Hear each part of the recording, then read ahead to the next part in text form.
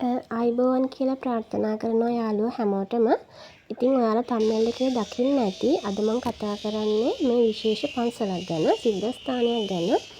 ඒ තමයි මහා මායා දිව්‍ය රාජනී. එහෙම නැත්නම් මාතෘ දිව්‍ය රාජයා වෙනුවෙන් හදලා තියෙන මේ සුවිශේෂී සිද්ධාස්ථානය පිළිබඳව. ඉතින් මේ තමයි දේවරම් වෙහෙර. මම ලොකේෂන් එක සහ ඒ අවශ්‍ය විස්තර අවසානයේ සඳහන් කරන්නම්. ඉතින් මේ වීඩියෝ එකත් එක්ක රැඳිලා ඉන්න කියලා ආරාධනා කරනවා. මම මේ සිද්ධාස්ථානයේ විශේෂත්වයන් 3ක් දකිනවා. එකක් තමයි මේ සිද්ධාස්ථානයේ තියෙනවා අපේ ත්‍රිපිටකය ගල් කණුවල සඳහන් කරලා හදන ස්මාරක කිහිපයක්. ඔයාලට මේ පේනවා ඇති වීඩියෝ එකෙන් සහ ඉදිරියටත් මම සඳහන් කරනවා වීඩියෝ එකෙන්. මේ වගේ සිමෙන්ති කණු වල ත්‍රිපිටකය සටහන් කරපු ඉතාමත් සුවිශේෂී සිද්ධාස්ථානයක් තමයි මේ සිද්ධාස්ථානය. මේ වගේම thumbnail එකේ ඔයාලා දැක්ක වගේම මේ සිද්ධාස්ථානයේ රාවණ රජතුමාට සම්බන්ධ සෙල්ලිපියක් සහ ඊට අමතරව දරුපල බලාපොරොත්තුවෙන් එහෙමත් නැත්නම් පින්වත් දරුපතක් අපේක්ෂාවෙන් ඉන්න අම්මා තාත්තා කෙනෙකුට එන්න සුදුසුම ස්ථානයක් විදිහට හඳුන්වන්න පුළුවන් ස්ථානයක් තමයි මේ සිද්ධාස්ථානය.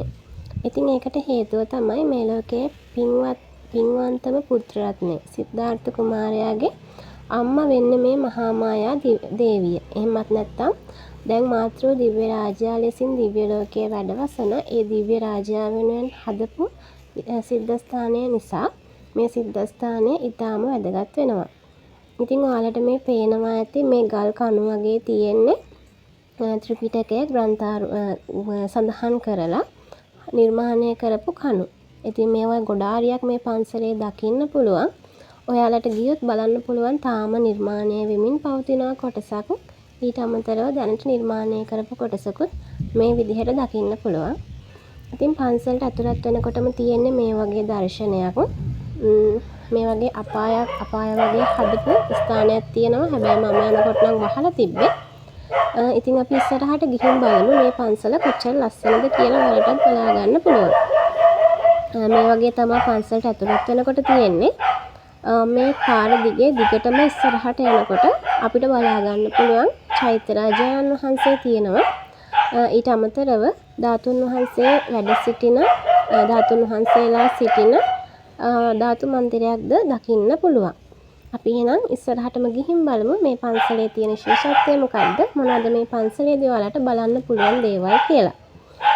ඉතින් මේ ස්ථානයේ මම සඳහන් කරන්න ඕනි ඔයාලට පේනවා ඇති ගොඩක් පඳුරු ගැට ගහලා තියෙනවා සහ ඒ ගැට ගහපු පඳුරු ඉවත් කරලා තියෙනවා. දැන් මම යන දවසේදී ඒ ගැට ගහපු පඳුරු ඉවත් කරලා පන්සලට ආධාර විදිහට අරන් තිබුණා. සහ තවමත් පඳුරු ගැට ගහපු ප්‍රමාණයක් තියෙනවා. ඉතින් මේ තියෙන්නේ දරුවන් බලාපොරොත්තුෙන් ආපු අම්මලා තාත්තලා සහ තවත් ප්‍රාර්ථනාවන් වෙනුවෙන් මේ ස්ථානයට පැමිණිච්ච අය ගැට ගහපු බාර. ඉතින් ඇත්තටම කියන්න ඕනේ මේ ස්ථානය හරිම නිස්කලංකයි. දැන් ඔයාලට පේනවා ඇති මම ගියේ දවල් මේ වීඩියෝ එක කරන්නේ දවල්. හැබැයි මේ ස්ථානයේ අර නිස්කලංක ඒකාම ගතිය හොඳටම තියෙන තැනක්. තවමුක වුණත් නගරබදව තිබුණත් මේ ස්ථානය හරිම ලස්සන. ඉතින් ඒ වගේම මේ වගේ අපිට දැක ගන්න පුළුවන් රහතන් වහන්සේලා ලස්සනට කැටයම් කරපු ලස්සනට පිළිම කරපු ස්ථානයක් තියෙනවා. මේ ස්ථානයේ තියෙන්නේ බුදුමැදුරට පිටුපසින්. ඉතින් ඒ වගේම මෙතන තියෙනවා ලස්සන පෑන් පොකුණක්. ඒ කියන්නේ මේ බුදුමැදුර වටේට තියෙන ලස්සන නෙළුම් මල් තියෙන පොකුණක්. ඒ නිසා දැන් මේ ඔයාලට බලා ගන්න පුළුවන් මේ වීඩියෝ එකේදී මේ තමයි හිටි පිළිම සහ හිඳි පිළිම ආකාරයෙන් හදලා තියෙනවා රහතන් වහන්සේලාගේ පිළිම. ඉතින් ඔයාලට මේ පිළිම බලා ගන්න පුළුවන් ගියොත් ඒ වගේම මෙතන තියෙනවා ලස්සන පොකුණු. ඒ කියන්නේ පොකුණක් තියෙනවා මේ බුදුමැදුර වටේට. ඒ නිසා මේ ස්ථානය හරිම සිසිල් ඒ කියන්නේ කොච්චර අවුව වෙලාවක වුණත් ලොකු රසණයක් දැනෙන්නේ නැතුව අපිට පහසුවෙන් ඉන්න පුළුවන්. ඉතින් මේ තමයි මම සඳහන් කරපු බුදුමැදුර. ගොඩාක් ලොකු විශාල බුදුමැදුරක් නෙමෙයි. හැබැයි හරිම නිස්කලංක නිහඬ තැනක්. හරිම ලස්සන තැනක්. ඔයාලට බුදුමැදුර බලා ගන්න පුළුවන් පන්සලට ගියාම. ඉතින් ඊට අමතරව තියෙන විශේෂම ස්ථානයක් තමයි මේ චෛත්‍යරාජයන් වහන්සේ. තරමක් විශාල චෛත්‍යරාජාණන් වහන්සේ නමක් අපිට දැක බලා ගන්න පුළුවන්. ඊට අමතරව තවත් ඉදිකිරීම් කිහිපයක් මේ 2026 අවුරුද්දේ මම යනකොට දැක්කා. ඔයාලට බලා ගන්න පුළුවන් මේ චෛත්‍යරාජාණන් වහන්සේ ළඟ වුණත් ලොකු අවුව වෙලාවක වුණත් අපිට රැඳිලා ඉන්න පුළුවන් විදිහේ සෙවණ තැන් තියෙනවා. ඒ වගේම සඳහන් කරන්න ඕනි මෙන්න මේ ගොඩනැගිල්ල මම විශ්වාස කරන හැටියට නම් මේ ගොඩනැගිල්ල තරමක් පරණ ගොඩනැගිල්ලක්. මම හරියට විස්තර දන්නේ නැහැ. හැබැයි මම ඒක සඳහන් කරන්න හේතුව තමයි මේ ගෘහ නිර්මාණ ලක්ෂණ සහ මෙතන උළුවස්ස තියෙන කැටයම් සහ ඊට අමතරව මේ මටේට තියෙන ගොඩනැගිල්ල අවට තියෙන කැටයම් ආශ්‍රිතව මට දකින්න පුළුවන් වුණේ ටිකක් යම්කිසි පරණ ඉදිකිරීමක් වගේ. ඒ වගේම ඊට අමතරව බුදුරජාණන් වහන්සේගේ පිළිමයක් මේ කුටිය තුල වැඩ ඉන්නවා. ඒ නිසා ඔයාලට ගිහින් වන්දනාමාන කරන්න වගේම මෙතනත් හරිම නිදහස් තැනක්. වටේම පේනවා. හරිම ලස්සනයි. ගිහින් වන්දනා කරන්න පුළුවන්. ඊට අමතරව මේ වගේ ලස්සන කැටයම් බලා ගන්න පුළුවන්. චෛත්‍යරාජාණන් වහන්සේත් හොඳට පේන තැනක්. ඊට අමතරව අරගල් කණු එහෙමත් නැත්නම් සිමෙන්ති කණු වල සඳහන් කරලා තියෙන ත්‍රිපිටකයත් හොඳටම පේන තැනක් තමයි මේ ස්ථානය. තරමක් උසින් පිහිටලා තියෙන්නේ. ඉතින් හරි ලස්සනට මෙතන බලා ගන්න පුළුවන්. ඊට අමතරව මම සඳහන් කරන්න ඕනි මේ ස්ථානයේ තියෙන මේ අර ඉදි කරමින් පවතින කොටසක්. ඊට අමතරව මම විශේෂයෙන් සඳහන් කරන්න ඕනි මේ ස්ථානය ඇයි අපිට වැදගත් වෙන්නේ දරුවෙක් අපේක්ෂාවෙන් ඉන්න අම්මා කෙනෙකුට තාත්තා කෙනෙකුට කියලා. මම කලින් කිව්වා වගේ මේ ලෝකයේ පින්වන්තම පුත්‍ර රත්නයගේ අම්මා වෙන්න වාසනාව ලැබුණේ මහා මායා දේවීන් වහන්සේට. ඉතින් මේ මහා මායා දේවීන් වහන්සේ දින 7කින් කලුරිය කළාට පස්සේ මාතෘ දිව්‍ය රාජයා විදිහට තුසිත දිව්‍ය ලෝකයේ ඉපදුනා කියලා අපේ බෞද්ධ ඉතිහාසයේ සහ සාහිත්‍යයේ සඳහන් වෙනවා. ඉතින් මේ විස්තර අනුව අපිට පැහැදිලි වෙනවා දැනට දිව්‍ය රාජයෙක් ලෙස දිව්‍ය ලෝකයේ වැඩ විසෙන මේ මාතෘ දිව්‍ය රාජයා තමන්ගේ පෙර භවයේ පුතාගේ ඒ කියන්නේ සිදුහත් කුමාරයාගේ අපේ බුදුරජාණන් වහන්සේගේ මේ බුද්ධ ශාසනයට කොයිතරම්නම් අනුග්‍රහයක් දක්වන දෙවි කෙනෙක් වන්නට ඇද්ද?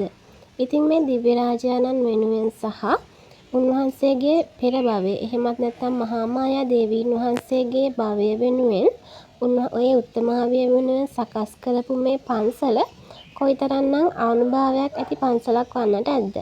ඉතින් ඔයාලටත් පුළුවන් ඔයාලා ඒ වගේ පින්වන්ත දරුවෙක් බලාපොරොත්තුෙන් ඉන්නවා නම් මේ වගේ පුණ්‍ය භූමියකට ගිහින් ඒ ප්‍රාර්ථනාව තමන්ගේ හදවතින්ම සිද්ධ කරන්න. ඒ කියන්නේ ලෞතර බුදුරජාණන් වහන්සේට වන්දනාමාන කරලා උන්වහන්සේ වෙනුවෙන් ගාථා සජ්ජායනා කරලා හෝ අපි සඳහන් කරනා වගේ බෝධි පූජා වගේ පිරිත් සජ්ජායනාවන් වගේ සිදු කරලා අපිට පුළුවන් ඒ පින් දිව්‍ය රාජයාට මාතෘ දිව්‍ය රාජයාට අනුමෝදන් කරලා ඒ පින් අනුමෝදන් වීමෙන් සතුටටපත් වුණ දෙවියන්ගේ ආශිර්වාදයෙන් පින්වත් දරුවෙක් බලාපොරොත්තු වෙන්න. ඉතින් ඒක තමයි සාර්ථකම ක්‍රමයේ විදිහට මම නම් දකින්නේ. ඉතින් ඇත්තටම මම කලින් කිව්වා වගේ මේ ස්ථානය හරිම ලස්සන තැනක්. මම මේ දැන් යන්නේ සිමෙන්ති වලින් හදපු එක්තරා ගුහාවක් වගේ හදලා තියෙන තැනක් ළඟින් තමයි මම මේ යන්නේ. ඔයාලට පේනවා ඇති මේක ඇතුලේ එළිය කොච්චර රස්නේ වුණත් මෙතන මාරම සීතලයි මාරම කූල් හරිම ලස්සන වයිබ් එකක් තියෙනවා. ඉතින් ඇත්තටම මේ වීඩියෝ එකේ මම පෙන්නනවට මේ වීඩියෝ එකට පේනවට වඩා ඇත්තටම හරිම ලස්සන තැනක්. ඒ නිසා ඔයාලා ගිහින් බලන්න. දරුවෙක් බලාපොරොත්තු නැතත් ඇත්තටම කියනවා නම් මේ පන්සලට ගිහින් බලන්න තරම් ලස්සනයි. ඉතින් අපි තව ටිකකින් මේ වීඩියෝ එකේ ඉස්සරහට යන් මාතෘ දේව රාජයා වෙනුවෙන් හදපු කුටිය තියෙනවා. දැන් මේ අපිට පේන්නේ මම අර කියපු ඒ ගුහාව වගේ හදලා තියෙන එකෙන් එළියට ආවට පස්සෙත් අපිට පේන්න තියෙනවා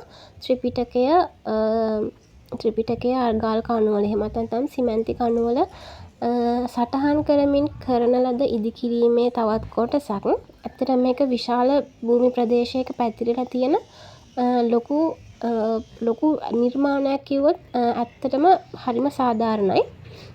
ඒ වගේ මේ තියෙන්නේ එම නිර්මාණ වලට ඉස්සරහින් තියෙන මේ ඇත්තටම කිව්වොත් මේක නිකන් පාක් එකක් වගේ හරිම කාම් වයිබ් එකක් තියෙන්නේ. නගර බද වුණාට ඒක කියන්න බැරි තරම් හරිම ලස්සනයි.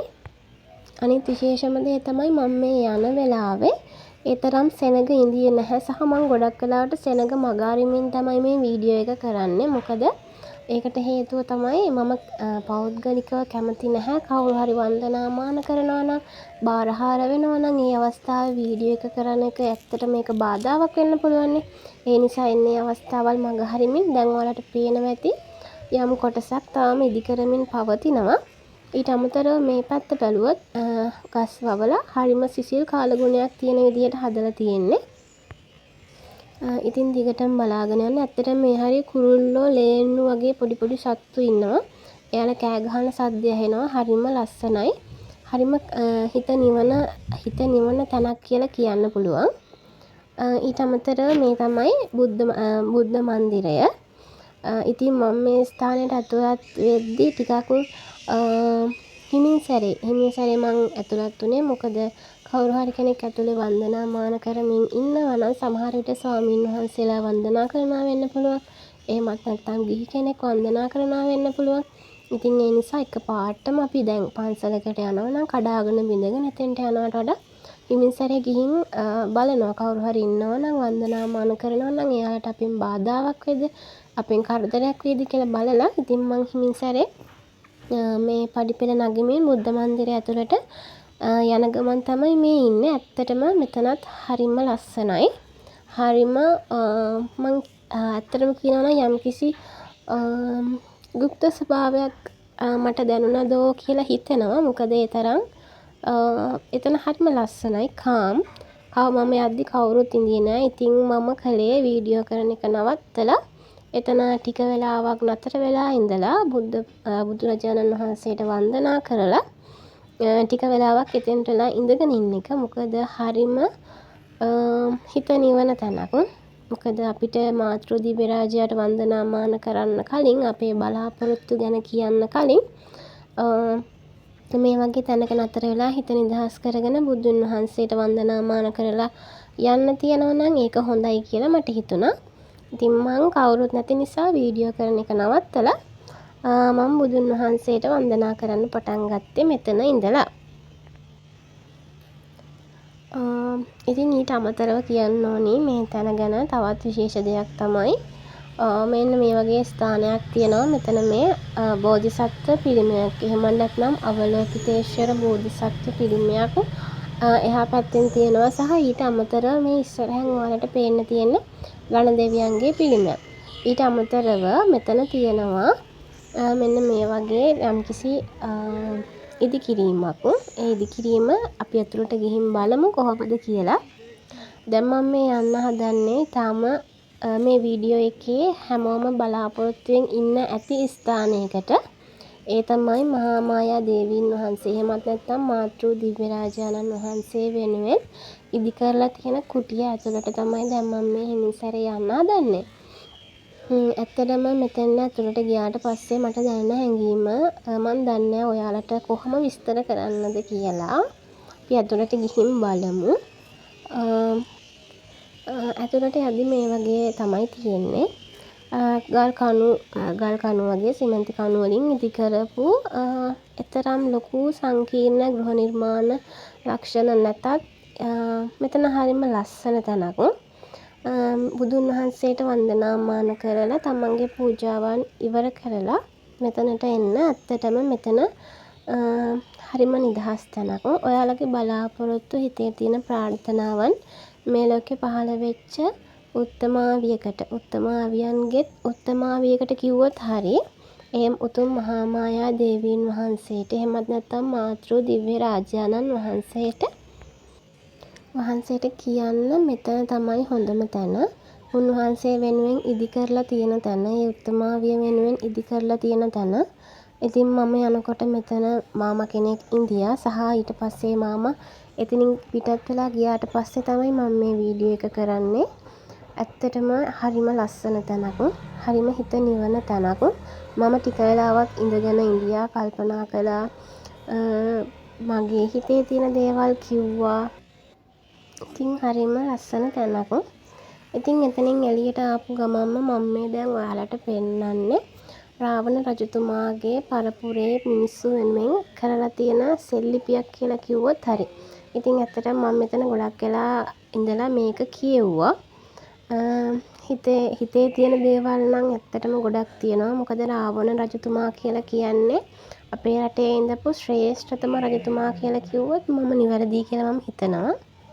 අපිට සාමාන්‍යයෙන් දැනට උගන්වන ඉතිහාසය ඇතුලේ කියන්නේ විෂයක් විදිහට උගන්වන ඉතිහාසය ඇතුලේ නැති වුණත් රාවණ පුරාවෘත්තය සහ රාවණ කතාව කියලා කියන්නේ අපේ රටේ මිනිස්සු සාමාන්‍ය ජනතාව අතර ඇත්තටම පවතින අපේ රටේ ඉඳපු ශ්‍රේෂ්ඨතම රජ කෙනෙක් වෙනුවෙන් කරපු කතාවක්. කරලා තියෙන කතාවක්. ඉතින් මේ ස්ථානයේ දකින්න පුළුවන් මේ වගේ රාවණ රජතුමා වෙනුවෙන් හදපු ස්ථානයකුත් වෙන් කරලා තියෙනවා. ඉතින් ආරාධනා කරනවා ඔයාලට මේ දෙව්රම් වෙහෙර එහෙමත් නැත්නම් පන්නිපිටියේ තියෙන දෙව්රම් වෙහෙරට ඇවිල්ලා බලන්න දැක බලා වන්දනාමාන කරගන්න මාතෘ දිව්‍ය රාජානන් වෙනුවෙන් සහ රාවණ රජතුමා වෙනුවෙන් පුණ්‍යානුමෝදනා කරන්න. හිත නිවන පරිසරයක් පන්නිපිටියේ තියෙන මේ දෙව්රම් වෙහෙර හොයාගන්න අමාරු නැහැ. කොට්ටාව බොරැල්ලේ පාරේ ආවොත් ඔයාලට දකින්න පුළුවන්. ඉතින් හැමෝටම ස්තුතියි.